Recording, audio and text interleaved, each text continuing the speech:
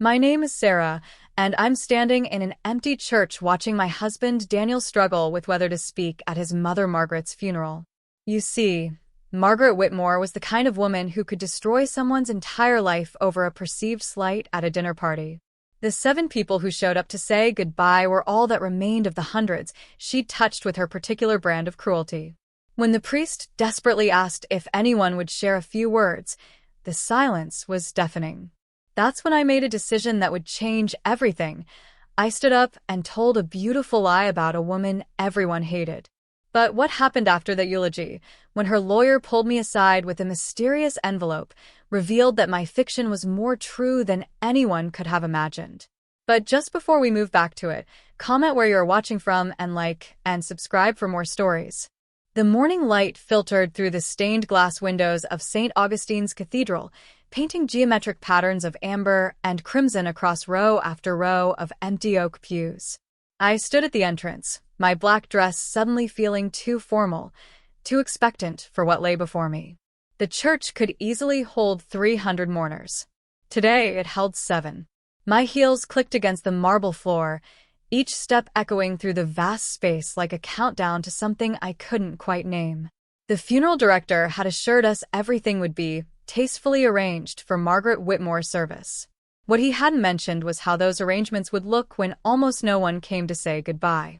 Unbelievable, my husband Daniel muttered beside me, his jaw clenched so tight I could see the muscle twitching beneath his skin. Even dead, she manages to make everything uncomfortable. I wanted to reach for his hand, but his fists were buried deep in his coat pockets, his shoulders rigid with 20 years of accumulated resentment. Margaret had been many things to many people, but to Daniel, she had been a particular kind of torment. The mother who could never quite love him the way he needed, who always found the crack in his armor and pressed until it split wide open. Near the altar, Father Morrison shifted nervously, his weathered hands adjusting and readjusting the funeral program. I'd known him since Daniel and I married 8 years ago, and I'd never seen him look so uncertain. He kept glancing at his watch, then at the entrance, as if willing more people to materialize from the October morning. "Should we wait a bit longer?" he asked, his Irish accent thicker with discomfort. "Perhaps there's traffic, or—" "There's no traffic, Father," Daniel's brother James interrupted from the front pew. His voice carried that particular brand of bitterness that comes from wounds that never quite healed. "This is everyone who's coming." The others present were a scattered collection of obligation and curiosity. Daniel's Aunt Patricia sat alone in the 3rd row, her lips pursed in an expression I'd seen countless times at family gatherings, the look of someone who had stories to tell but knew better than to tell them. 2 distant cousins I'd met once at a Christmas party 5 years ago huddled together near the back, whispering behind their hands. And there was Harold Brennan, Margaret's lawyer, standing apart from everyone else like a theater critic observing a particularly disappointing performance. "I heard she disinherited the Gardner family completely," one of the cousins whispered, not quite quietly enough, "after they didn't invite her to their daughter's wedding." "That's nothing," the other replied. "Remember when she told everyone at the country club that Sandra Morrison was having an affair? Turned out to be completely false, but Sandra's husband still left her." Patricia's sharp intake of breath cut through their gossip. "Perhaps this isn't the time," she said, though her tone suggested she had her own catalog of grievances. Father Morrison cleared his throat, the sound bouncing off the vaulted ceiling. "Well then, shall we begin?" He opened his prayer book, and the meager assembly rose with a rustle of fabric and suppressed sighs. The prayers felt hollow in the empty space, like shouting into a void that didn't care to echo back. As we sat again, Father Morrison looked out at us with barely concealed desperation. "Before we continue with the formal service, I thought perhaps someone would like to share a few words about Margaret. A memory, perhaps, or—" He trailed off, scanning our faces. Silence. It stretched on, becoming a living thing that crept along the pews and wound itself around our throats. I watched Daniel's knuckles turn white as he gripped the pew in front of him. James stared straight ahead at the casket, his face a mask of calculated indifference. Patricia examined her manicure with sudden intensity. "Anyone?" Father Morrison's voice had climbed half an octave. "Surely someone would like to." I have nothing to say. Daniel's words cut through the church like a blade. He stood abruptly, turning to face the few assembled. She made our lives hell. She manipulated, she lied, she destroyed relationships for sport. I won't stand here and pretend otherwise just because she's dead. James laughed, but it was an ugly sound, devoid of humor. At least you got to leave home. Try being her favorite son. Do you know what that meant? It meant being her weapon against everyone else. It meant being shaped into her image until you couldn't tell where she ended and you began. He stood as well, his hands shaking. This is a farce. We're all here pretending to mourn someone who spent 73 years making everyone around her miserable. James, please, Patricia intervened weakly. She was still your mother. Was she? James's voice cracked. Mothers are supposed to love unconditionally. Margaret loved conditionally, tactically, strategically. She loved like a general planning a campaign. He grabbed his coat. I'm done. I won't pretend anymore. He strode down the aisle, his footsteps sharp and final. The door slammed behind him with a bang that made everyone flinch. Daniel looked like he might follow, his body coiled with the tension of someone on the verge of flight. Father Morrison's face had gone pale. He looked at the funeral program in his hands as if it might offer some divine intervention. Perhaps we should proceed with the closing prayers. Wait. The word escaped my lips before I fully understood what I was doing. I found myself standing, my legs trembling slightly beneath my dress. Everyone turned to look at me, Daniel with shock, Patricia with curiosity, the cousins with barely concealed eagerness for drama. Sarah, don't. Daniel warned quietly. You don't have to. But I was already moving, walking toward the podium with a certainty I didn't feel. My hands gripped the edges of the lectern, and I looked out at the sparse gathering, then at Margaret's casket, draped in white lilies she would have hated. She always preferred roses, blood-red ones that looked like warnings. I thought about the woman I'd known for 8 years. The woman who had made every family dinner a battlefield, every holiday a careful navigation of emotional landmines. The woman who had told me on my wedding day that I wasn't good enough for her son, then smiled for the photographers like we were best friends. The woman who had criticized every choice I made, from my career to my cooking to the way I laughed. Too loud, she said, too unrefined. But I also thought about the emptiness of this church, the tragedy of a life that ended with so few willing to stand witness. Whatever Margaret had been, she had been human. Complicated, difficult, perhaps even cruel, but human nonetheless. Margaret Whitmore, I began, my voice steadier than I expected, was a woman who lived her life with purpose. That much, at least, was true. Every cruelty had been deliberate, calculated for maximum impact. Many of you might not know this. I continued, the lie forming on my tongue like bitter medicine, but Margaret dedicated countless hours to charity work. She did it quietly, without fanfare, because she believed that true generosity required no recognition. Patricia's eyebrows shot up. The cousins leaned forward. Daniel stared at me as if I'd suddenly started speaking in tongues. Every Thursday night, I went on, weaving the fiction with threads of half-remembered details from her actual life. When we thought she was at her book club, she was actually volunteering at St. Mary's Shelter downtown. She served meals, she listened to stories, she treated every person there with dignity and respect. The lie felt like swallowing glass, each word cutting as it passed through. But I pressed on, driven by something I couldn't quite name, pity, perhaps, or simply the unbearable weight of that empty church. She never wanted anyone to know. When I discovered her secret, I invented. She made me promise not to tell. She said, Sarah, the moment charity becomes about the giver rather than the receiver, it loses its meaning. I saw Harold Brennan shift in his position, his head tilted with what looked like interest or amusement. I couldn't tell which.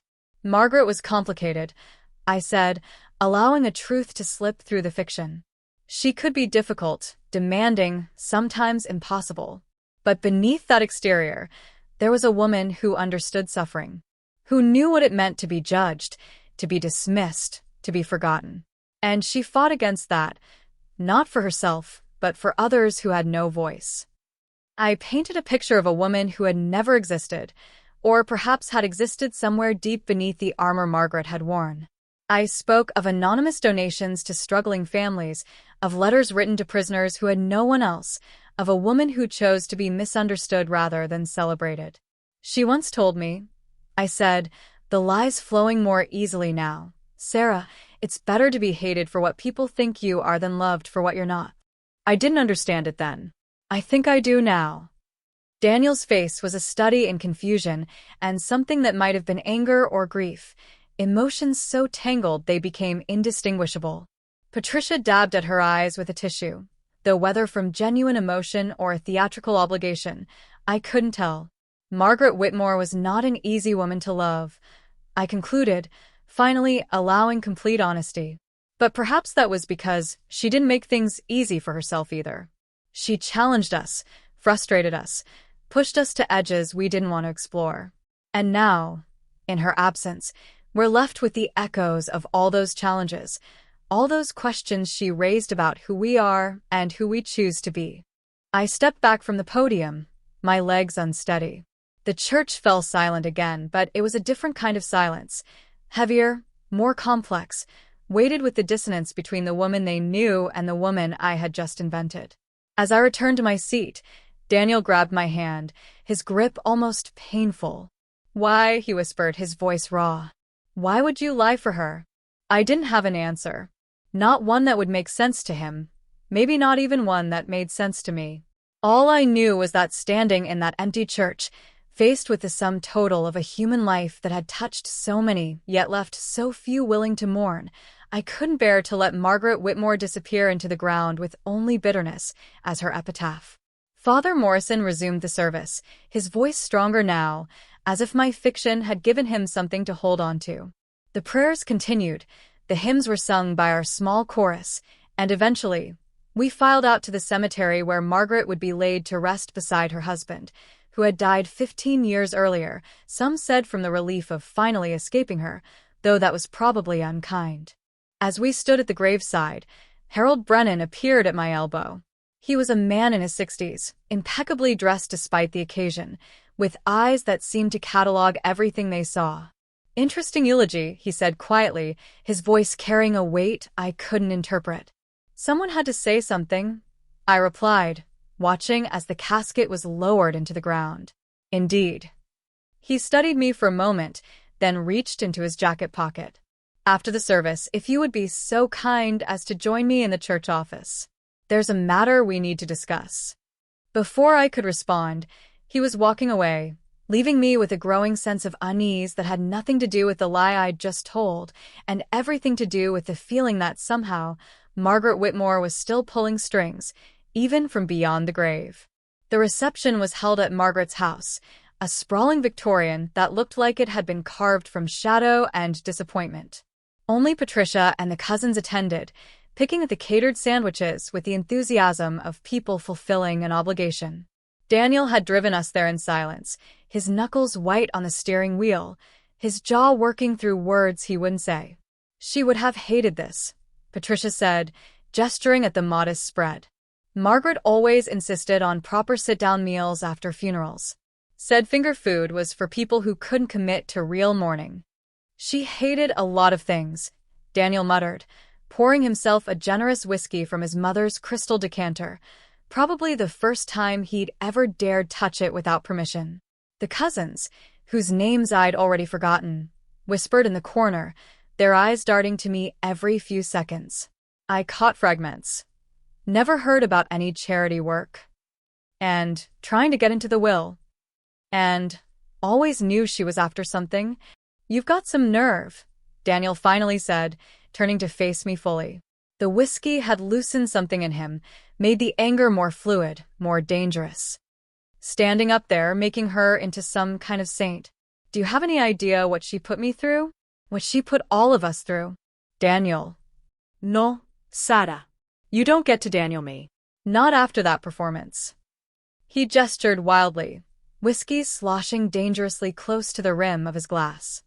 28 years of criticism, manipulation, emotional warfare, and you stand up there and tell everyone she was secretly Mother Teresa? Someone had to say something. I repeated the same words I'd given Harold Brennan. They felt weaker now, insufficient. No, they didn't. That's the point. The empty church was the truth, Sarah. It was the most honest thing about this whole farce. She died alone because she lived alone, by choice, pushing everyone away with both hands while demanding they love her unconditionally. James arrived then, looking haggard but strangely satisfied, as if walking out of the service had lifted some great weight. He surveyed the scene, the sparse gathering, Daniel's drinking, my defensive posture, and laughed. "Let me guess," he said. "Everyone's upset about Sarah's creative writing exercise?" "You heard?" I asked. "Patricia texted me. Said you gave quite the performance. Secret charity work." He shook his head. Mother would have actually loved that. The idea that she had some noble secret everyone missed? That's exactly the kind of narrative she'd want. Before anyone could respond, Harold Brennan appeared in the doorway. "Mrs. Whitmore," he said, and it took me a moment to realize he meant me, not the woman we'd just buried. "If you could join me now? This won't take long." Daniel stepped forward. "Whatever this is about, I should." "Actually, Mr. Whitmore, this concerns your wife specifically. Though you're welcome to wait outside if you'd prefer." The look that passed between Daniel and me was complex. Confusion, suspicion, a thread of fear that maybe his mother's manipulations hadn't ended with her death. But I followed Harold through the house to Margaret's study, a room I'd only entered twice in 8 years, both times to be lectured about my inadequacies. The study was exactly as she'd left it, dominated by a massive mahogany desk, walls lined with first editions she'd never read but displayed like trophies. Harold closed the door behind us and gestured to a leather chair across from the desk. He remained standing, reaching into his briefcase to withdraw a cream-colored envelope. "Your mother-in-law," he began, then paused, considering his words. "Margaret was a complicated woman. That seems to be the consensus," I said carefully. "She came to me 6 months ago with specific instructions regarding her funeral." He held up the envelope. "She said, and I'm quoting directly here, 'The only person who will speak at my funeral is the one who has the courage to lie beautifully about me.'" The room seemed to tilt slightly. What? She knew exactly how her funeral would go. She'd spent 73 years ensuring it would be precisely as empty as it was.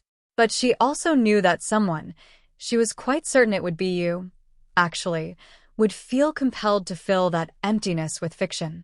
My mouth went dry. How could she know that? Harold smiled then, a thin expression that didn't reach his eyes. "Because, Mrs. Whitmore, Margaret understood people better than anyone gave her credit for. She knew that you, of all the people in her orbit, had both the kindness to lie and the creativity to make it believable." He handed me the envelope. My name was written on it in Margaret's precise handwriting. Inside was a single sheet of her personal stationery and one line of text. "You know the truth when you're forced to lie." "I don't understand," I said, though something cold was creeping up my spine, the sensation of being maneuvered, even from beyond the grave. "There's more," Harold said, returning to his briefcase. "Your eulogy triggered a specific clause in her will. A clause that only activated if someone stood up and, as she put it, painted her in colors she never wore. You're telling me she planned this? She wanted me to lie. She counted on it. There are complications to the estate, Mrs. Whitmore. Things that will become clear at the formal reading next week. But for now, know that your fiction has set something in motion." He pulled out a small box, the kind that might hold jewelry. "She also left instructions that this be given to you immediately after the service, but only if you spoke." I opened it with trembling fingers. Inside was an old brass key, tarnished with age, attached to a tag that read simply, "St. Mary's 312. St. Mary's. The shelter I'd invented for my eulogy. The charity work that had never existed. "This doesn't make sense," I said. "I made that up. St. Mary's was just..." "Was it?" Harold's expression was unreadable. "Sometimes, Mrs. Whitmore, we tell truths we don't even know we know." Before I could process this, there was a sharp knock at the door. Daniel entered without waiting for permission, his face flushed with anger and alcohol. "What's going on?" he demanded. What did she leave you? I showed him the key, the cryptic note. His face went from red to pale in seconds. St. Mary's, he said. But you made that up. I thought I did. Harold gathered his things. The formal reading is Tuesday at 2 p.m. I suggest you both attend. He paused at the door. Oh, and Mrs. Whitmore? You might want to visit St. Mary's before then. Locker 312, I believe. After he left, Daniel and I stood in his mother's study, surrounded by her books and her schemes, holding a key to a place that shouldn't exist. This is insane, Daniel said finally. She's dead and she's still playing games. But I was thinking about the way Harold had smiled, the way he'd said Margaret understood people. I was thinking about all the Thursday nights she'd been gone, supposedly at book club. I was thinking about how specifically I'd chosen St. Mary's from the dozens of shelters in the city. We have to go, I said. Sarah, no. Whatever this is, it's just another manipulation. Aren't you curious? I interrupted.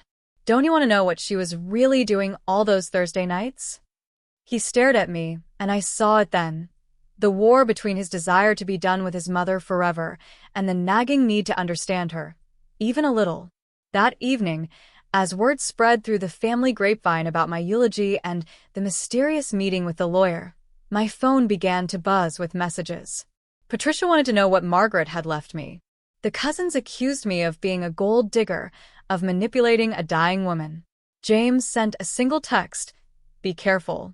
Mother never gave anything without expecting something in return.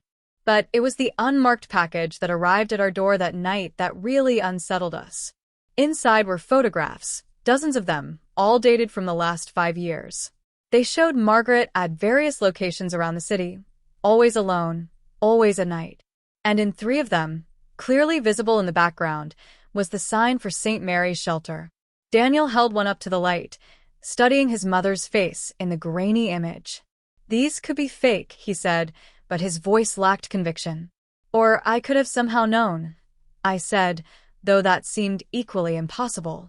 You didn't know, Daniel said firmly. This is something else. Some game she's playing.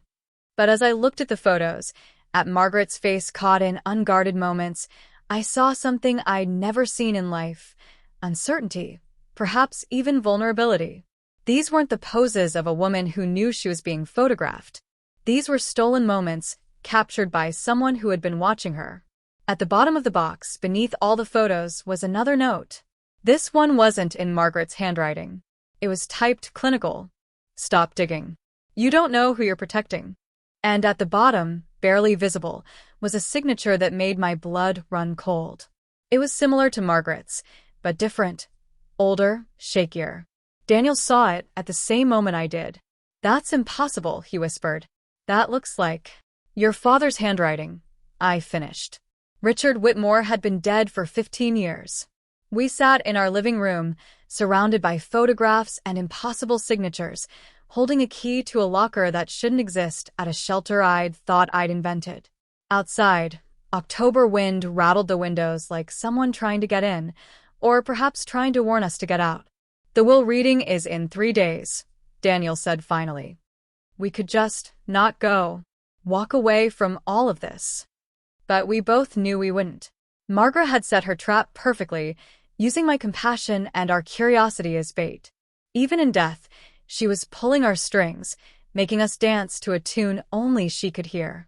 I picked up one of the photographs, Margaret standing outside St. Mary's, her face turned away from the camera, her posture suggesting she was either entering or fleeing. What were you really doing, Margaret? I whispered. Somewhere in the house, a door creaked open, though we'd locked everything when we came home. Daniel jumped up, grabbing a poker from the fireplace. But when we searched, every door was still locked, every window secure. It was only later, as I was getting ready for bed, that I noticed it. Margaret's portrait, the one from the mantel at her house, was now hanging in our hallway. Neither of us had brought it home. In the painting, Margaret smiled that cold, knowing smile I'd seen 1,000 times. But now it seemed to say something different. Not I'm better than you, but you have no idea what you've started. Daniel saw it too. How did that get here? I didn't answer because I didn't know. All I knew was that my beautiful lie had awakened something, set machinery in motion that had been waiting for someone to speak fiction into truth. Margaret Whitmore might be dead, but her game, whatever it was, had just begun. The key to locker 312 sat on our kitchen counter, innocuous and terrifying in equal measure. Tomorrow, we would go to St. Mary's. Tomorrow, we would open that locker. Tomorrow, we would learn what happened when you lied at the funeral of a woman who had spent her entire life telling her own version of the truth. But tonight, we sat in our living room, watching Margaret's portrait, waiting for something we couldn't name. And somewhere in the darkness outside, I could have sworn I heard footsteps circling our house, patient and deliberate, like someone who had all the time in the world to wait for us to make our next move. St. Mary's Shelter occupied a converted warehouse on the wrong side of downtown, where the city's gleaming towers gave way to check-cashing stores and abandoned lots. Daniel parked across the street, both of us staring at the building like it might disappear if we looked away. "This is insane," he said for the 10th time since we'd left home. "We're chasing ghosts based on a lie you told." But the key in my hand was real, its brass weight undeniable. "Then explain the photographs. Explain how your mother had a key to a locker at a shelter I supposedly invented." He had no answer for that. Inside, St. Mary's was exactly what you'd expect. Fluorescent lights that hummed like dying insects, walls painted institutional green, the smell of industrial disinfectant fighting a losing battle against deeper, sadder odors. A reception desk sat just inside the entrance, staffed by a woman who looked like she'd seen too much to be surprised by anything anymore. "Can I help you?" she asked, though her tone suggested she doubted it. "We're looking for—" I paused, realizing how insane this would sound. "We're looking for information about someone who might have volunteered here. Margaret Whitmore." The change in her expression was immediate and unsettling. Her eyes narrowed, her mouth became a thin line, and she leaned back as if trying to put distance between us and her. "We don't talk about her here," she said flatly. Daniel stepped forward. "She was my mother. She just died. We're trying to—" I said, "We don't talk about her." The woman's voice had turned harsh. "Whatever you're looking for, you won't find it here." "Please," I said, pulling out the key. "She left us this. Locker 312. The woman stared at the key like it was a poisonous snake. Then, without a word, she pointed down a hallway to our left and turned away, clearly done with us. The lockers were in what must have been a volunteer changing area, 3 walls of battered metal boxes, most with their doors hanging open. Locker 312 was in the corner, its door firmly closed, a small padlock through the handle. The key fit perfectly. Inside was a manila envelope, thick with documents, and beneath it, a small leather journal. Daniel reached for the envelope while I opened the journal. Margaret's handwriting filled the pages, but these weren't the harsh criticisms and social observations I'd expected. These were records. Names, dates, amounts of money. "Sarah." Daniel's voice was strange. "Look at this." He held out a document from the envelope, a bank statement from an account I'd never seen before, in Margaret's name alone. The deposits were regular, substantial. The withdrawals were marked with names I didn't recognize and a single repeating notation: restitution. Restitution for what? I asked. Before Daniel could answer, someone cleared their throat behind us. We spun around to find an elderly man in a worn cardigan, his dark skin mapped with wrinkles, his eyes cautious but not unkind. "You're here about Margaret," he said. It wasn't a question. "Did you know her?" I asked. He laughed, but it was bitter. "Oh, I knew her. We all did. The question is, which Margaret are you looking for? The one who destroyed people, or the one who tried to fix it after?" "I don't understand," Daniel said. The man studied us for a moment, then seemed to make a decision. "Come with me. But if you're recording this, or if you're here to cause trouble, I'll throw you out myself, old as I am."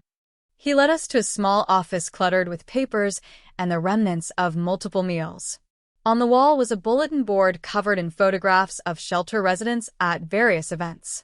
And there, in 3 of them, barely visible in the background, was Margaret. She started coming here 5 years ago, the man said, settling into a creaky chair. At first, we thought she was checking up on someone, maybe making sure an enemy had really fallen that far. That would have been like her. You knew her before? Daniel asked.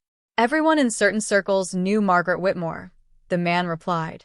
She had a gift for finding people's weaknesses and exploiting them. My weakness was gambling.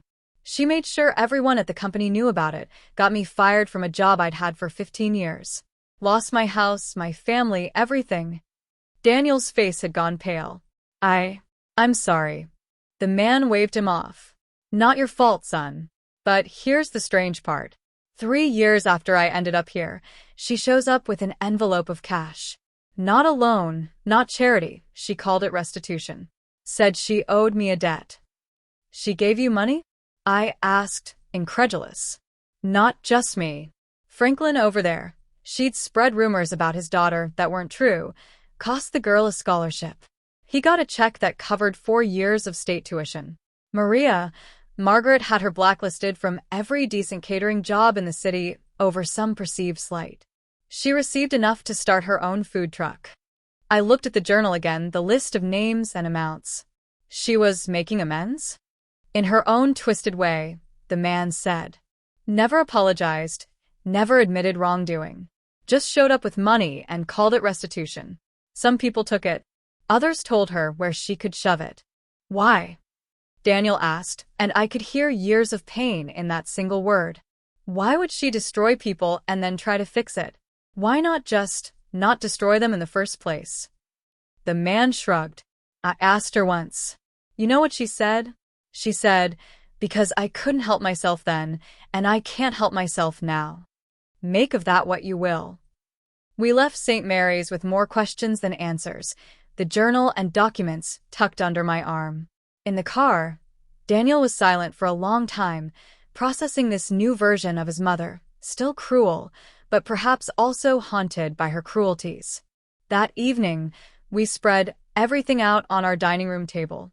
The journal went back 7 years, 2 years before she'd started the restitution payments. The early entries were different, notes about people she'd wronged, almost clinical in their detailing of the damage she'd caused. Told Robert about Patricia's affair. Marriage ended. Patricia lost custody. Children traumatized. Leaked Thompson's medical records to the board. Forced retirement. Lost pension. Convinced Eleanor that her son was stealing. They haven't spoken in 3 years. It was a catalog of deliberate cruelty, each entry written in the same matter-of-fact tone you might use for a grocery list. But then, 5 years ago, something changed. The entries became different. Found Thompson. Living with daughter. Paid off mortgage anonymously. Patricia's children in therapy. Established trust fund through shell company. Sent Eleanor proof of son's innocence. They're talking again. She was trying to undo it, I said softly. All of it. But why? Daniel's voice was raw. And why the secrecy? Why not just apologize? Before I could answer, there was a knock at our door. It was past 10, too late for casual visitors. Daniel grabbed the poker again. It was becoming a habit, while I peered through the peephole. Harold Brennan stood on our porch, but he wasn't alone. Behind him was a woman I didn't recognize, elderly but elegant, with eyes the same cold blue as Margaret's. Please let us in, Harold said. This concerns the documents you retrieved today. Against our better judgment, we let them in. The woman introduced herself as Victoria Ashford, Margaret's sister. I'd never even known Margaret had a sister. You weren't at the funeral, Daniel said accusingly. I haven't spoken to Margaret in 30 years, Victoria replied. Not since she destroyed my marriage with one of her little campaigns. But Harold called me when you gave that eulogy. He said you'd painted her as charitable. She laughed bitterly. I had to know what game she was playing now. It's not a game, I said, showing her the journal. She was making restitution. Restitution. Victoria's voice went sharp. Is that what she called it? Let me tell you about my sister's restitution. Yes, she sent me money after my divorce. Yes, she paid for my daughter's education after destroying my ability to do so. But she never once acknowledged what she'd done. Never once said she was sorry. She just threw money at the wounds she'd created and expected that to make it right. Then why did she do it? Daniel asked. Victoria and Harold exchanged glances. Harold cleared his throat. There's something you need to know about your father's death, Daniel. The room seemed to drop several degrees. Daniel went rigid. My father had a heart attack. Yes, Harold said carefully. But what triggered it was an argument with your mother. A terrible one, according to the staff at the hospital. He died before they could reconcile. What were they arguing about? Daniel's voice was barely a whisper. Victoria answered. Richard had discovered something. Something about Margaret's activities. He threatened to expose her, to divorce her, to take away everything. And in her rage, she said things, terrible things about you, Daniel, about James, about everyone Richard loved. The stress triggered his heart attack. He died believing his entire family was full of monsters. Daniel sank into a chair, his face white. I reached for his hand, but he pulled away. After Richard died, Harold continued. Margaret changed. Not immediately, but gradually. She started keeping that journal, cataloging her cruelties. And then she started trying to fix them, secretly, anonymously when possible. She called it her penance. But she never stopped being cruel, I pointed out. Even while she was making restitution, she was still destroying people. Because she couldn't stop, Victoria said. It was a compulsion, a sickness. She'd destroy someone on Monday and pay restitution to someone else on Thursday. Two sides of the same poison coin. Harold pulled out another envelope. This came to my office today. It's addressed to you, Sarah, but I think you should all see it. Inside was a typed letter, no signature. The restitution fund is not what it seems. Ask about Fund M. Ask about Rosebridge Foundation. Ask about the audit that killed Richard Whitmore. Stop now or join him. What's Fund M? I asked. Harold's face was grim. That's what we need to discuss at the will reading. But someone clearly doesn't want us to. As if on cue, Daniel's phone rang. James's name appeared on the screen. Don't come to the will reading, James said as soon as Daniel answered, his voice tense. I just had a visit from some very unfriendly people asking about Mom's charity work. They seem to think your wife's eulogy was more than fiction. James, what's going on? I don't know, but Mom was into something bigger than her usual games. These people weren't family drama types. They were professional. Stay away from this, Daniel. Whatever Mom was planning, let it die with her. The line went dead. We all stood there, the weight of the warning settling over us like a shroud. Margaret's portrait, which had mysteriously appeared in our hallway, seemed to watch us from its frame. The will reading is tomorrow, Harold said finally. You need to decide if you're coming. If we don't, Daniel asked, then the entire estate goes to the Rosebridge Foundation, as per the standard clause. No one inherits anything. Victoria laughed bitterly. Of course. Even in death, Margaret makes sure we dance to her tune. Come and risk whatever James just warned you about, or stay away and let Rosebridge, whatever that is, take everything.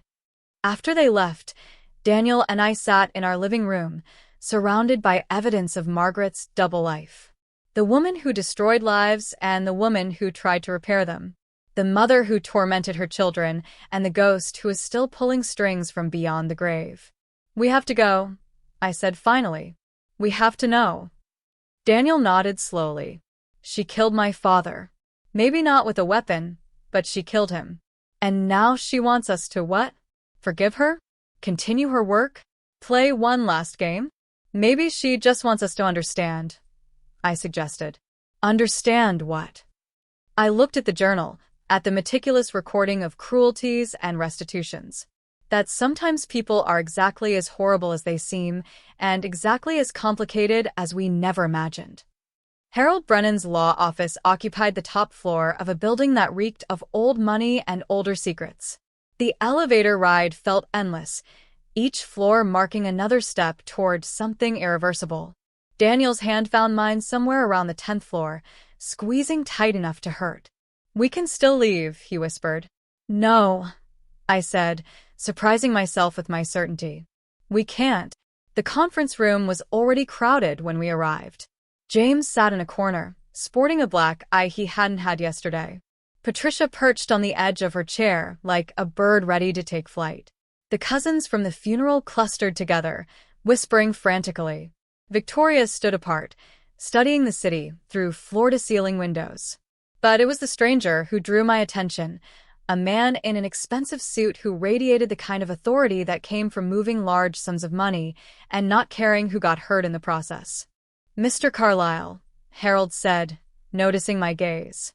"He represents the Rosebridge Foundation." Carlyle smiled, all teeth and no warmth. "I understand you gave quite the moving eulogy, Mrs. Whitmore. Fiction can be so powerful, can it?" Before I could respond, Harold called the room to order.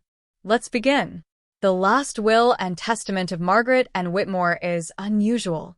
Rather than simply read it, she's asked that I play a recording she made 2 weeks before her death." He pressed a button on a remote, and a screen descended from the ceiling. Margaret's face appeared, gaunt from her final illness, but her eyes still sharp as broken glass.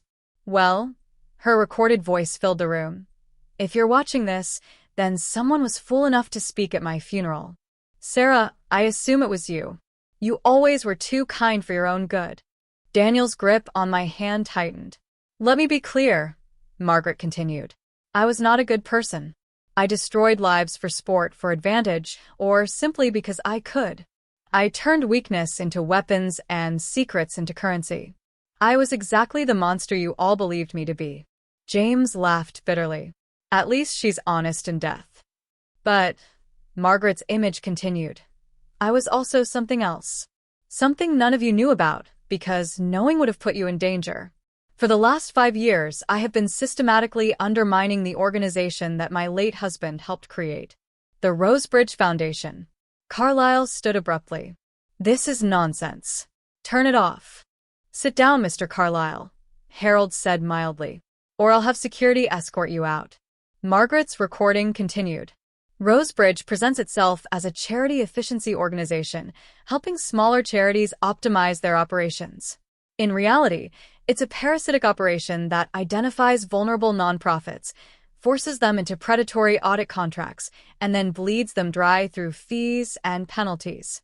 The money that should go to the homeless, the hungry, the desperate, it goes to men like Mr. Carlyle." "This is slander," Carlyle snarled. "Richard discovered this shortly before his death," Margaret went on. "He was going to expose it. But he was also complicit. He'd helped set it up years earlier, thinking it really would help charities run better. The argument that triggered his heart attack? It was about whether to come clean and face prison or stay quiet and remain complicit." Daniel made it sound like he'd been punched. "I convinced him to stay quiet. I told him prison would destroy our family, that the shame would ruin our children. And the stress of that decision, of choosing between his conscience and his family, it killed him. I killed him." The room was dead silent except for the hum of the air conditioning. "So, I decided to destroy Rosebridge from within. Every cruel thing I did, every life I ruined, I kept meticulous records. And then I made restitution, always through channels that Rosebridge had to approve, always in ways that created paper trails. I became so toxic, so radioactive, that eventually Rosebridge had to distance themselves from me. But by then, I'd gathered enough evidence." She smiled then, that cold smile I'd seen 1,000 times, but now it had a different meaning. "Sarah, your eulogy activated a clause in my will. By speaking about my charitable work, fictional though it was, you've given me the legal pretext to execute my final move. The entire estate, all $47 million of it, was supposed to go to Rosebridge. But there's a provision. If someone publicly attests to my charitable nature at my funeral, the estate goes into a trust. A trust controlled by the person who spoke." The room erupted. Carlyle was on his feet, shouting about lawsuits. The cousins were screaming about unfairness. James just stared at me with something between awe and horror. "However," Margaret's voice cut through the chaos, "accepting this trust means accepting everything that comes with it. Every piece of evidence I've gathered about Rosebridge. Every enemy I've made. Every battle I've left unfinished. Sarah, if you accept this, you'll have $47 million to distribute to the charities Rosebridge destroyed. But you'll also have a target on your back. The recording paused, and Margaret leaned forward, her face filling the screen. I chose you, Sarah, because you did something I never could. You looked at the worst person you knew and chose to find good in her, even if you had to invent it. That's the kind of person who might actually use this money correctly. But I won't force you. Harold has the papers. Sign them, and become my heir and my weapon. Refuse, and everything goes to Rosebridge as planned, though I've arranged for the evidence to be released regardless. You can't be serious, Carlyle said, his composure cracking. This is extortion. This is justice, Victoria said quietly. The kind only Margaret could devise, cruel and efficient in equal measure. Harold placed a stack of papers in front of me. You have 1 hour to decide. If you accept, you become the executor of the Margaret Whitmore Charitable Trust, with full discretion over distributions. You'll also inherit her personal effects, including all documentation she's gathered.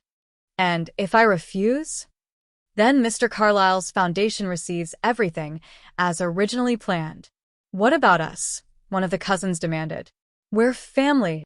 Margaret's recording resumed. To my blood relatives, I leave only this, the truth.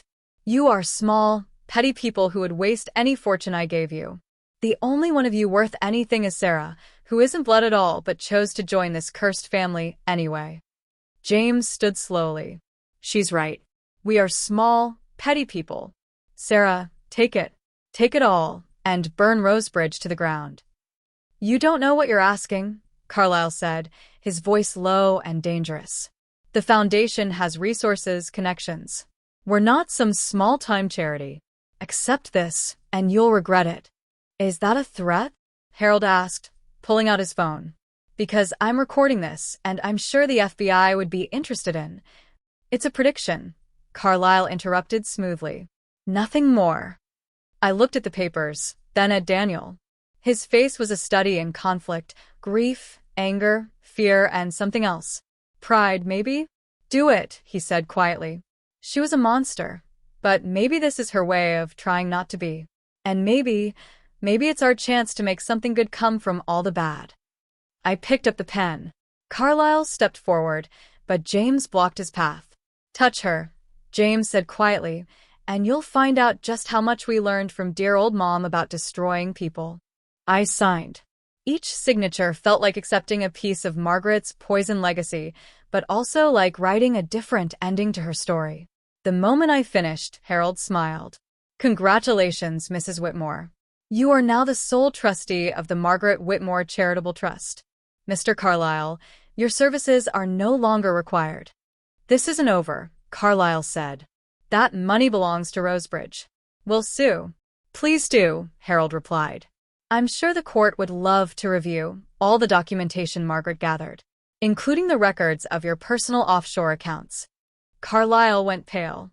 Without another word, he left, pulling out his phone as he went. He's going to make trouble, Victoria observed. Undoubtedly, Harold agreed. Which is why I've arranged for security for Sarah and Daniel, and why the FBI will be receiving a package tomorrow morning with copies of everything Margaret gathered. You knew, I said. You knew all along what she was planning. I helped her plan it, Harold admitted. Margaret was many things, but stupid wasn't one of them. She knew she couldn't atone for everything she'd done, but she could try to stop one evil, even if it meant becoming evil herself. There was more to settle, paperwork to sign, arrangements to make, but the essential thing was done. I had inherited not just money, but a mission, not just wealth, but a war. As we prepared to leave, Harold handed me one final envelope. She said to give you this after you signed. Only you. I opened it in the elevator, Daniel reading over my shoulder. It was another single line in Margaret's handwriting. The truth about my cruelty is simple. I couldn't help it. The truth about my restitution is simpler. Neither could I. Use what I've left you to be better than I ever could be.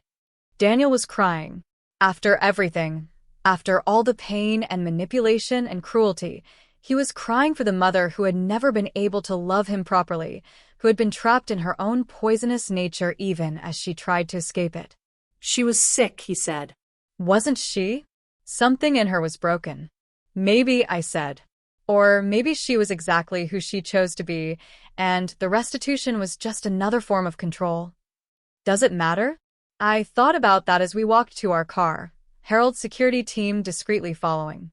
Did it matter if Margaret's charity was genuine or just another manipulation? Did it matter if her cruelty was compulsion or choice? No, I decided. What matters is what we do now. My phone buzzed with a text from an unknown number. You've made a powerful enemy. Rosebridge doesn't forget. I showed it to Daniel, expecting fear. Instead, he laughed, not bitter like James or cold like Margaret, but genuine. Good, he said. Neither do we. As we drove home, I thought about the eulogy I'd given, the beautiful lie about Margaret's charity work. It had been fiction, but somehow it had revealed a truth, not about who Margaret was, but about who she had been trying, in her broken way, to become. The Margaret Whitmore Charitable Trust had $47 million. Rosebridge had made enemies of dozens of small charities. And I had a list of every person Margaret had wronged, along with her detailed notes on how to make restitution. Margaret was gone, but her last game had just begun. And for the first time in my life, I understood her smile, the one that said she knew something no one else did. Because now I knew it too. Sometimes the best revenge against a cruel world is to force it to be kind, whether it wants to or not. The portrait of Margaret still hung in our hallway when we got home. I stopped in front of it, studying that familiar, cold face. Thank you, I said quietly, for choosing me, for trusting me with this, and for giving me the chance to make your lies true. The portrait, of course, didn't respond. But I could have sworn, just for a moment, that her smile looked a little less cold, a little less cruel, a little more like peace. The brass key was cold in my hand as I stood before locker 312 at Briar Station. The abandoned train depot looked like a cemetery for dead dreams, rusted tracks leading nowhere, windows clouded with decades of grime, pigeons nesting in the rafters like souls that couldn't find their way home. This place gives me the creeps, Daniel said, checking over his shoulder for the third time. We'd noticed the black sedan following us from home, keeping a careful 3-car distance. They want us to know they're watching, I said, working the lock. It's intimidation. It's working. The locker opened with a screech that echoed through the empty station. Inside was a battered cash box, the kind you might find at a church bake sale, stuffed with receipts. Beneath it lay a manila folder labeled Fund M and a sticky note in Margaret's handwriting. Truth is where the numbers don't add up. I spread the receipts on a dusty bench. They told a story of systematic bleeding, shelters billed for strategic audits they never requested, soup kitchens charged compliance fees that materialized from nowhere, food banks hit with efficiency assessments that cost more than their monthly operating budgets. Look at this, Daniel said, holding up an invoice. Rosebridge charged St. Catherine's homeless shelter $30,000 for a 2-day audit. Then, when they couldn't pay, Rosebridge reported them as financially unstable to their donors. And here, I pointed to another receipt. Margaret paid that exact amount from her personal account the next day. She was secretly covering what Rosebridge stole. The folder contained something even more damning: photocopies of Rosebridge's internal communications, emails between Carlisle and his team discussing which charities were vulnerable and which had extraction potential. One email made my stomach turn. The beauty of the model is that these charities can't refuse our help without looking incompetent, and they can't afford our help without going under. Either way, we win. How did Margaret get these? Daniel asked. I found the answer in a smaller envelope tucked inside the folder, a confession from a Rosebridge employee named Jennifer Chin. Mrs. Whitmore found out about my daughter's medical bills. She paid them all anonymously, she thought, but I traced it back. In exchange, I gave her access to our internal systems. She said she needed evidence to bring us down. After what I've seen Rosebridge do, I hope she succeeds. Daniel's phone rang. Harold's name on the screen. You need to get out of there, Harold said without preamble. Carlisle just filed an emergency injunction to freeze the trust. And there's something else. Someone ransacked Margaret's house. They're looking for something. We gathered everything and ran for the car. The black sedan was gone, but that somehow felt worse than being followed. That night, we spread Margaret's evidence across our dining room table like a map of corruption. The receipts showed a clear pattern. Rosebridge had drained nearly $3 million from local charities over 5 years. Margaret had secretly refunded almost $2 million of it. She couldn't keep up, I realized. She was trying to fill a bucket with a hole in the bottom.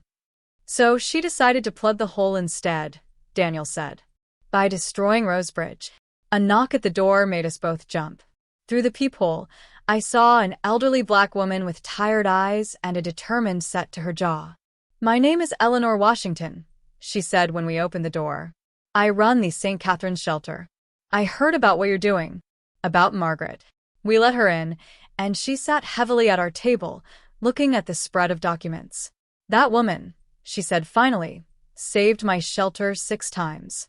Always anonymously, always exactly what we needed. But she also destroyed my reputation first, spread rumors that I was skimming funds. It took years to rebuild trust with donors." "Why would she do both?" I asked. Eleanor smiled sadly. "I asked her that once.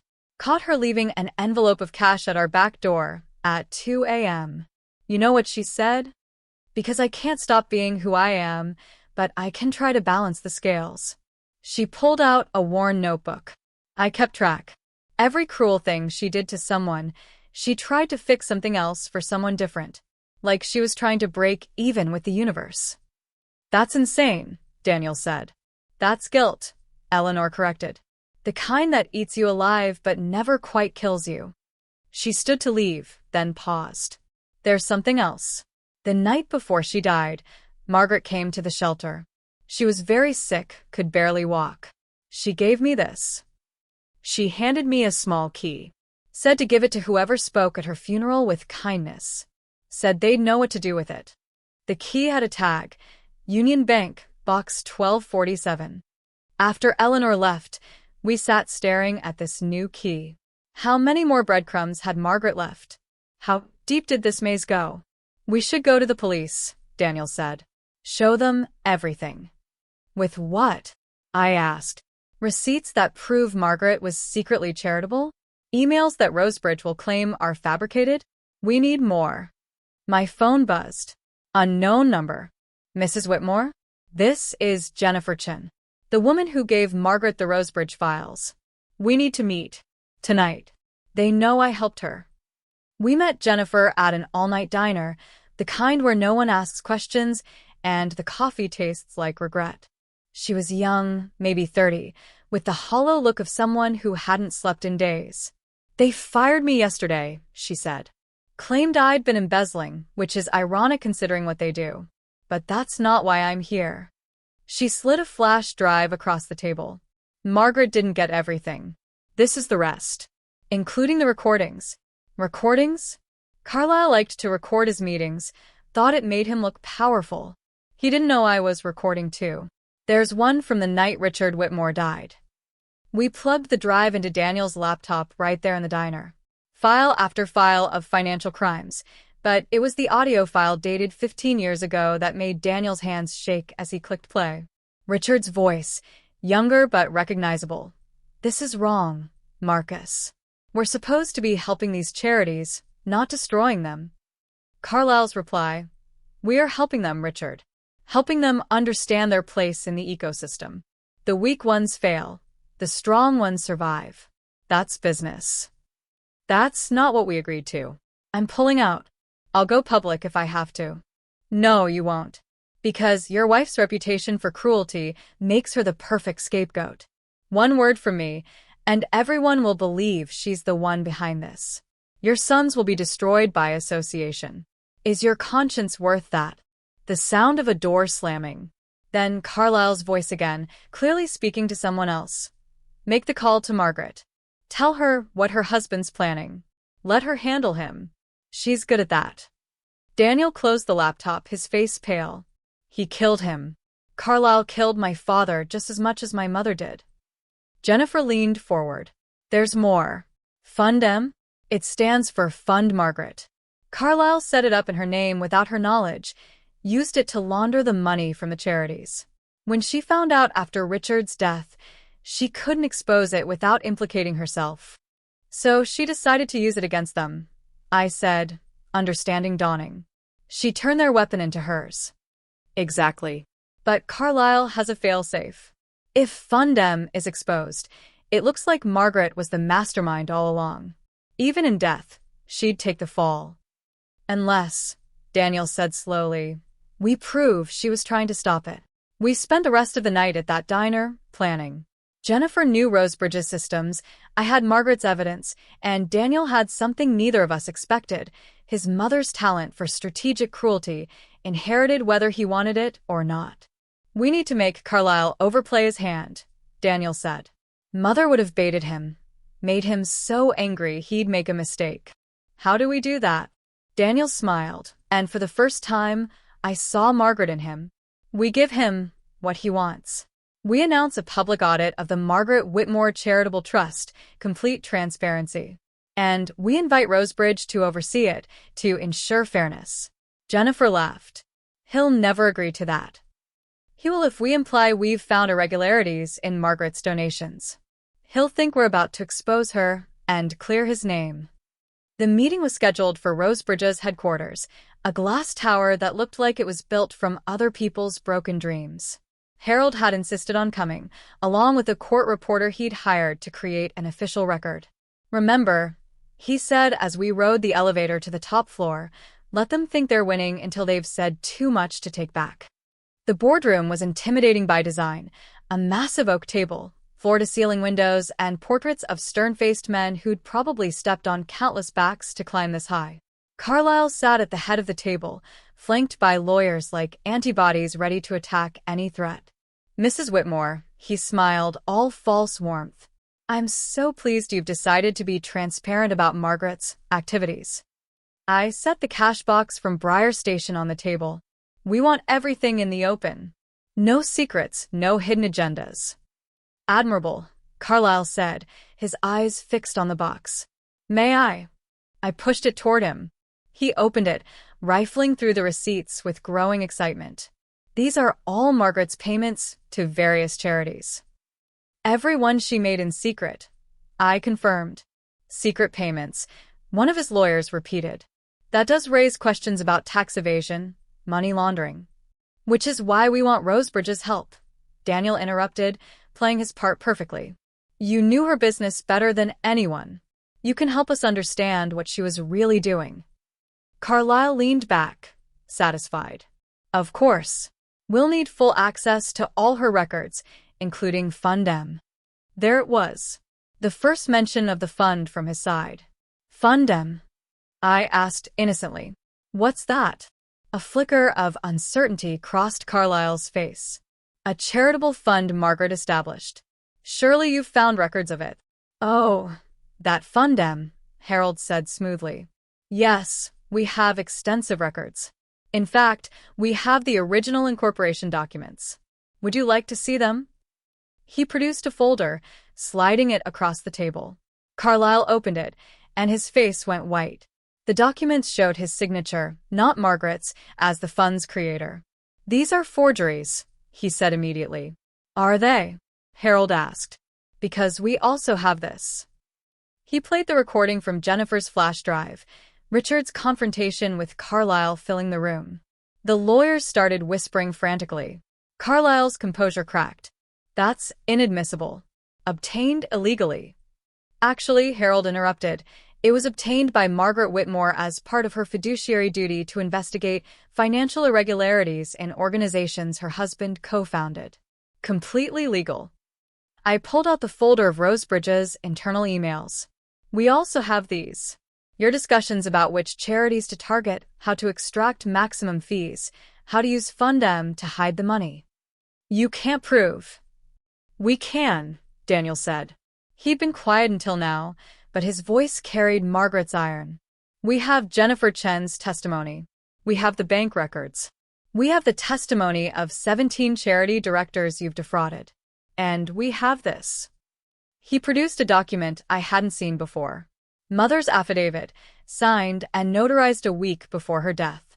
It details everything: how you manipulated my father, how you used his death to control her, how you've been bleeding Charities dry while she tried to stop you. That was a lie. There was no affidavit. But Carlyle didn't know that, and the bluff worked. "What do you want?" he asked, deflated. "Resignation," I said. "Immediate. Along with your entire board. Rosebridge's assets will be liquidated and distributed to the charities you've hurt. You'll sign a confession admitting to financial fraud. That would mean prison." "Yes," Harold said simply. "Or we can let the FBI sort it out. Your choice." Carlyle's lawyers huddled around him, whispering urgently. Finally, one of them spoke. "We need time to consider." "No," I said, channeling Margaret's imperious tone. "You decide now. Sign, or we leave and go directly to the FBI." It took 3 hours of negotiation, but in the end, Carlyle signed. He admitted to creating Fund M without Margaret's knowledge, to using her reputation as cover for his schemes, to defrauding dozens of charities. The confession was carefully worded to avoid the worst criminal charges, but it was enough to destroy him and Rosebridge. As we prepared to leave, Carlyle stopped me. "You think you've won? You think Margaret would be proud? She was just as much a monster as I am." "Yes," I agreed. "But she tried to stop being one. You never did." The next day, the news broke. Rosebridge's fraud, Carlyle's confession, the millions stolen from charities. It was the kind of scandal that dominated headlines for weeks. But buried in the coverage was another story: Margaret Whitmore's secret philanthropy, her quiet war against the very organization her husband had helped create. I stood in St. Catherine's Shelter, announcing the first grants from the Margaret Whitmore Charitable Trust. Eleanor Washington was there, along with directors from a dozen other charities Rosebridge had targeted. Margaret Whitmore was a complicated woman, I said to the assembled group. She hurt people, sometimes irreparably. She was cruel, manipulative, and often unforgivable. But she also tried to make amends. Not perfectly, not completely, but she tried. This trust is her attempt to balance the scales she spent so long tipping. After the announcement, I visited Margaret's grave. Daniel came with me, carrying a bouquet of red roses, the ones she'd preferred. We stood there in silence for a long moment. "Do you think she planned all this?" Daniel asked. "Every bit of it." I thought about the breadcrumbs she'd left, the keys and documents and recordings. The way she'd predicted I'd lie at her funeral, counted on my compassion to trigger her final plan. "Yes," I said. "I think she planned it all." "Even the portrait?" He meant the one that had mysteriously appeared in our house. I laughed. "Especially the portrait. She probably paid someone to move it, knowing it would unsettle us enough to keep going." We laid the roses on her headstone. The inscription was simple: Margaret and Whitmore. Wife. Mother. Complicated. That last word had been Daniel's addition, the only eulogy he could bring himself to give. As we walked back to the car, my phone rang. It was Jennifer Chun. "Sarah, I wanted you to know, I got a letter today. From a law firm I've never heard of. Margaret left me enough money to start over, to go back to school." The letter was dated a week before she died. After I hung up, Daniel asked what the call was about. "Another one of Margaret's plans coming to fruition," I said. "Will they ever stop?" I thought about the safety deposit box we hadn't opened yet, the one Eleanor's key led to. About the other names in Margaret's journal we hadn't reached out to yet. About the $47 million now sitting in a trust, waiting to heal wounds Margaret had both caused and tried to cure. "I hope not," I said. We drove home through streets Margaret had traveled, past buildings where she destroyed careers and saved livelihoods, through a city that would remember her as both devil and angel, never knowing she was always both at once. The portrait still hung in our hallway. Every morning, I passed it on my way to continue her work, not the cruelty, but the redemption. Every evening, Daniel and I would discuss the day's distributions, the charities saved, the wrongs slowly being righted. "She was a monster," Daniel said one night, staring at her portrait. "Yes," I agreed. But she was our monster. Yes. And maybe, in the end, she found a way to stop being one. I looked at Margaret's painted face, forever frozen in that knowing smile. Or maybe she found a way to make her monstrosity mean something. The Margaret Whitmore Charitable Trust would continue for decades, long after the scandal faded, long after people forgot the woman behind it. But I would remember. I would remember the empty church, the lie I told to fill it, and the truth that lie revealed. Margaret had been right about one thing in her final message. Sometimes you know the truth only when you're forced to lie. And sometimes, the most beautiful lies we tell become the truths we choose to live. The conference room at Rosebridge headquarters had been transformed into a battlefield of documents. 3 weeks had passed since Carlyle's resignation, and now we sat across from his replacement, a sharp-eyed woman named Director Patricia Morse, who'd been brought in to clean up Rosebridge's image. "Mrs. Whitmore," she began, her voice silk over steel, "while we appreciate your enthusiasm for charitable work, these allegations against Rosebridge are quite serious. Mr. Carlyle may have confessed under duress, but—" "Under duress?" Harold interrupted. "We have recordings, documents, witness testimony. All obtained through Margaret Whitmore's criminal conspiracy," Morse countered smoothly. "She infiltrated our organization, stole private communications, and orchestrated a defamation campaign that continues even after her death." I laid the latest batch of receipts on the table, dozens more we'd found in the safety deposit box Eleanor's key had opened. These show Rosebridge billing charities for services never rendered. That's not defamation. That's evidence. "Evidence of Margaret's forgeries," Morse replied. "She was notorious for manipulation. Who's to say she didn't create these to frame us?" That's when I realized the trap. Carlyle might be gone, but Rosebridge itself was fighting back, trying to pin everything on the conveniently dead Margaret. They were going to make her the villain of the story, again. Daniel leaned forward. "You want to audit our books?" "Fine. "But we audit yours too. Complete transparency, both sides." Morse smiled. "Agreed. But I should warn you, if we find any irregularities in Margaret's finances, any hint that she was using charity funds for personal gain, we'll pursue criminal charges against her estate. Against you, specifically Mrs. Whitmore." After the meeting, Jennifer Chin met us in the parking garage. She looked terrified. "They're destroying evidence," she whispered. "My contact inside says they're shredding everything from the last 5 years, claiming it's routine document disposal." "We need those records," Harold said. "There's more," Jennifer continued. "They've found something called the M-Room files. Internal documents that supposedly prove Margaret was the mastermind all along." "That's impossible," Daniel said. "She didn't even know about Fund M until—" "They're forgeries," Jennifer interrupted. "But good ones. Good enough to convince a jury that your mother was the real villain and Rosebridge was her victim." That night, I couldn't sleep. I kept thinking about Margaret's note. "You know the truth when you're forced to lie." What truth? What lie? What was I missing? I went down to the dining room where we'd spread out all of Margaret's documents. There had to be something we'd overlooked, some piece of evidence that would. The portrait. Margaret's portrait was watching me from the hallway. And suddenly I understood. "Daniel." I shook him awake. "The portrait, it's not just a painting." We examined it carefully, running our hands along the frame. There, a small latch hidden in the gilt scrollwork.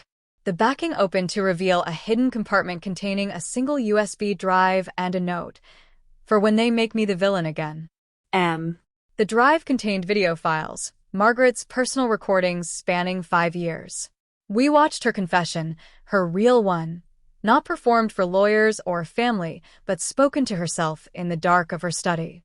"My name is Margaret N. Whitmore," her image said, looking directly at the camera. "And I am guilty of terrible things. I destroyed Patricia Carson's marriage out of jealousy. I ruined Robert Thompson's career because he embarrassed me at a party. I turned my sons against each other for my own amusement. I am exactly the monster everyone believes me to be." She paused, taking a shaky breath. "But I am also guilty of trying to stop being that monster. When Marcus Carlyle told me my husband's death was my fault, that my cruelty had killed him, something broke in me. Or maybe something finally fixed itself. I couldn't stop being cruel. It's like an addiction, a compulsion I've never been able to control. But I could try to balance it. For every person I hurt, I could help someone else. Not the same person. That would require apologies I'm incapable of making. But someone. Anyone. The next video was dated a year later. Carlisle thinks he owns me. He thinks because Fundem is in my name, because he has evidence of my cruelties, that I'll stay quiet about Rosebridge's theft. He's wrong. I've been documenting everything. Every penny they steal. Every charity they destroy. When I die, because I'll never have the courage to do this while I'm alive, someone will use this evidence. Someone better than me. Someone who can look at the worst person they know and still choose kindness. She looked directly at the camera. Sarah, if you're watching this, it means you lied beautifully at my funeral. It means you found something worth saving in someone who wasn't worth saving. That's the test. Not whether you could lie, but whether you could find grace for the graceless. You passed. The final video was dated a week before her death. Rosebridge will try to make me the villain when this comes out. They're not entirely wrong. I am a villain. But I'm not their villain. The M-Room files they'll produce are forgeries. The real files are hidden in a place they'll never think to look, inside the foundation stones of St. Mary's Shelter. The shelter I helped build 30 years ago, before I became the monster everyone knows. Before Richard's ambition and my cruelty poisoned everything we touched. She provided detailed instructions on where to find the hidden documents. Then, at the end, she said something that made Daniel grip my hand. I know my sons will never forgive me. I don't deserve their forgiveness. But maybe through Sarah, they can forgive themselves for not being able to love me. That's all any mother should want, for her children to be free of her sins. The next morning, we returned to St. Mary's Shelter with a construction crew. Eleanor Washington watched nervously as they carefully removed a section of the foundation stone in the basement. Behind it, wrapped in waterproof plastic, were the original Rosebridge incorporation documents, the real M-Room files, and something unexpected, love letters between Richard and Margaret from before they were married.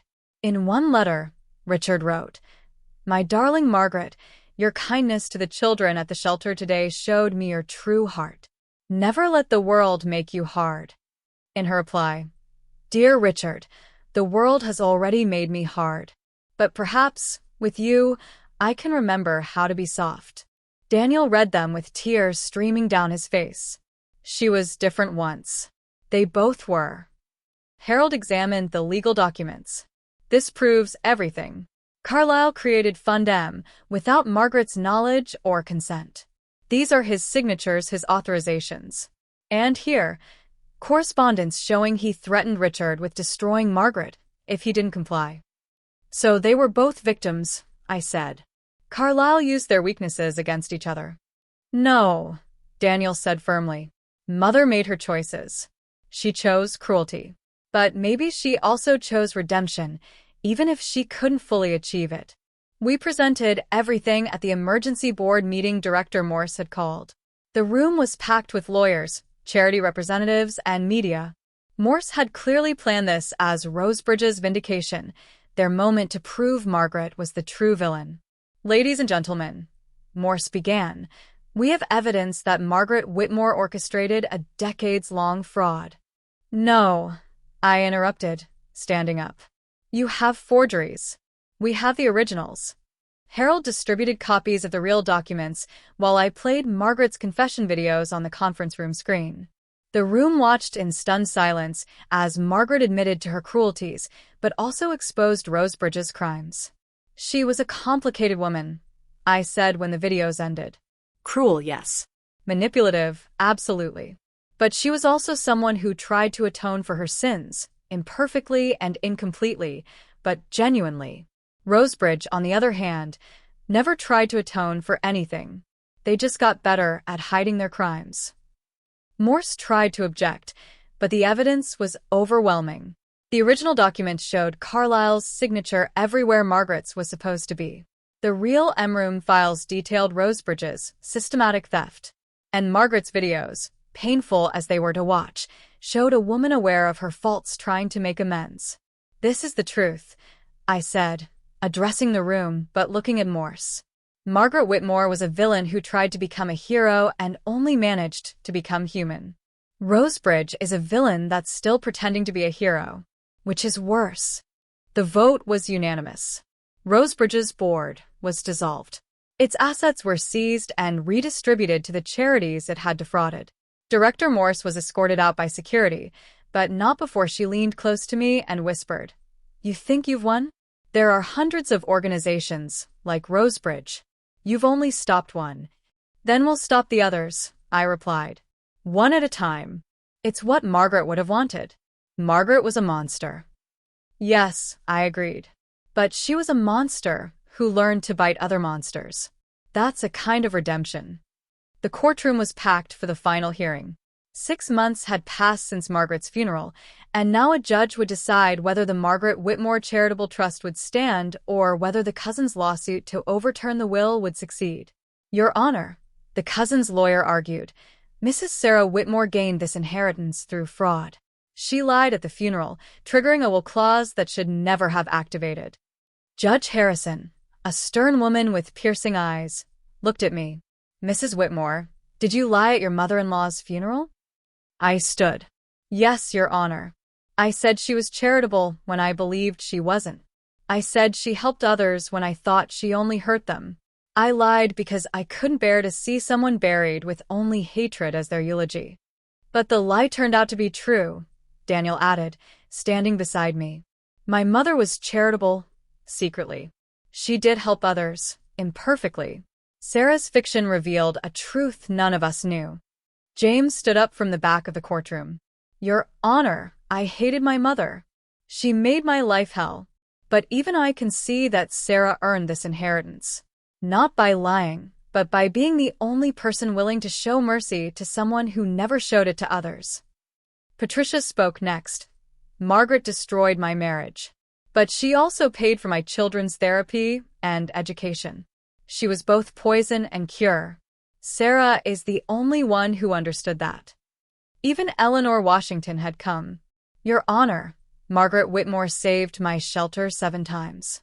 She also nearly destroyed it once. She was complicated, but the trust Sarah manages has already saved 12 charities from bankruptcy. That's real good coming from real pain." The judge deliberated for an hour. When she returned, her expression was thoughtful. "This case asks us to consider the nature of truth and lies, of redemption and justice. Margaret Whitmore was, by all accounts, a difficult woman who caused significant harm. She was also, we now know, someone who tried to make amends for that harm. Mrs. Sarah Whitmore told what she believed was a lie that turned out to contain truth. More importantly, she has proven herself a worthy steward of the trust." She paused, looking at the cousins. "The will stands. The Margaret Whitmore Charitable Trust remains under Sarah Whitmore's control." The cousins stormed out, but one, a younger woman named Rebecca, stayed behind.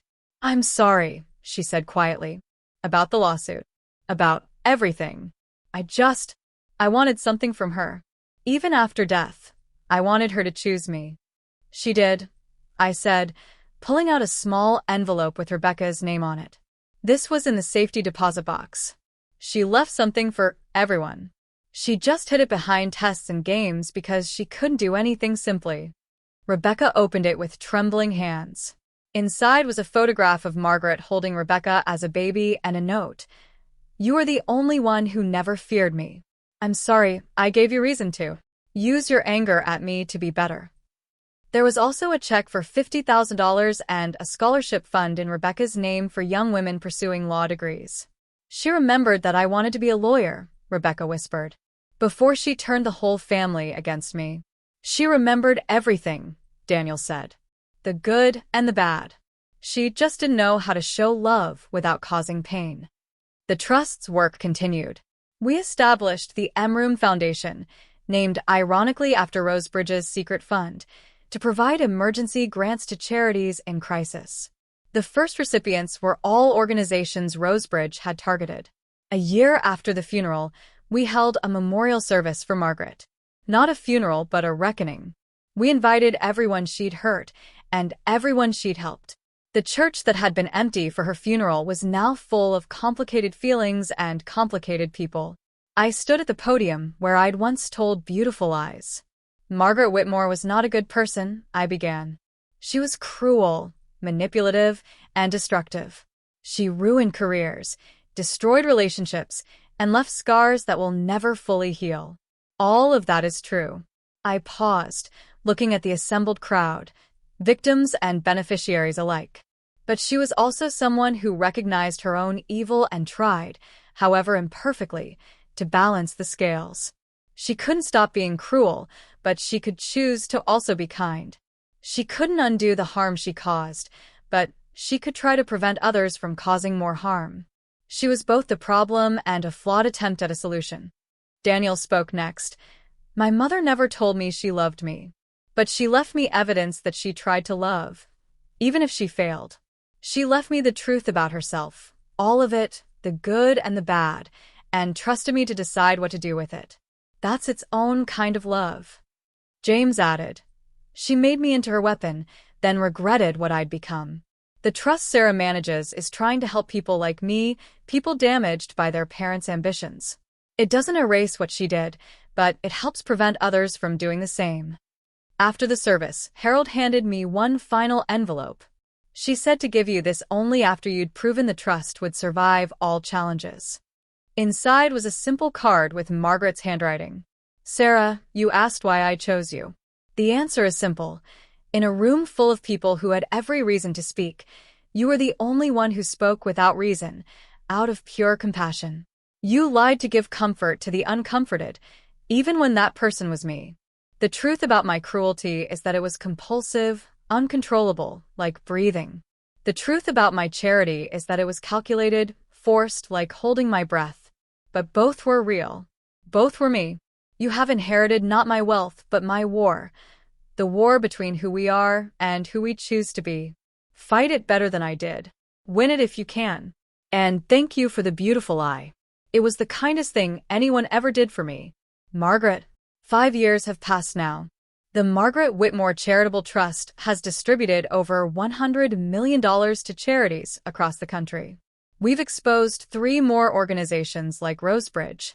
We've helped hundreds of people Margaret hurt and thousands she never knew. Daniel and I have 2 children now. We've told them about their grandmother. All of it, when they're old enough to understand.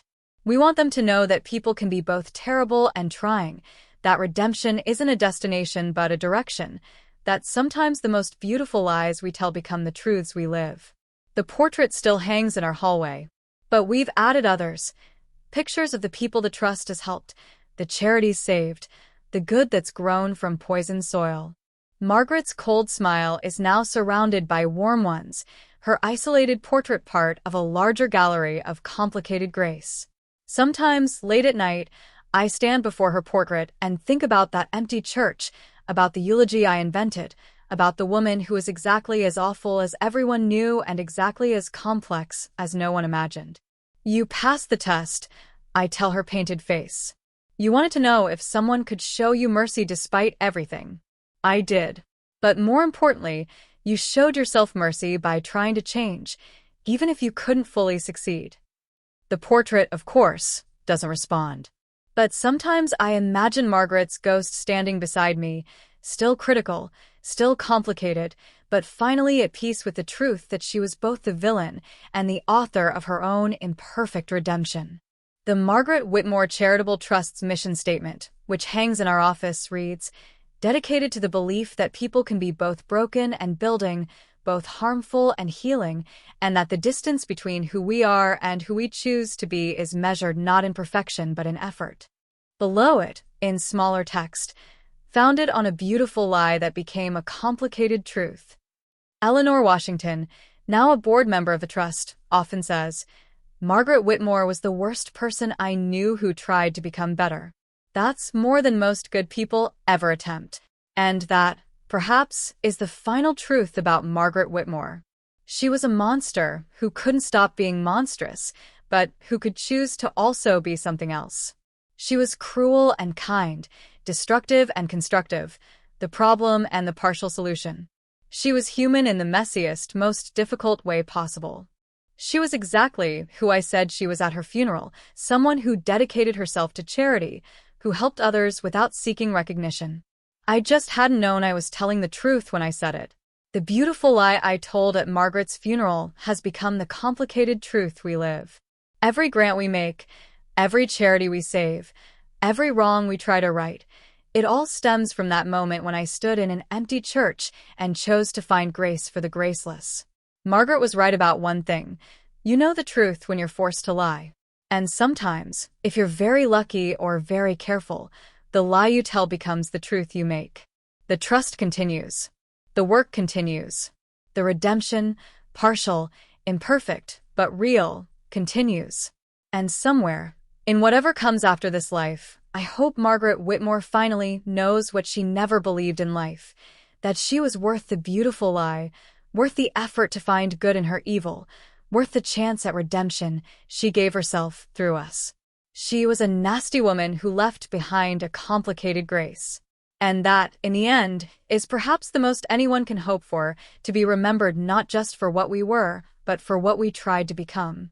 If you had to choose between letting someone be buried with only hatred as their legacy or telling a compassionate lie about them, what would you do?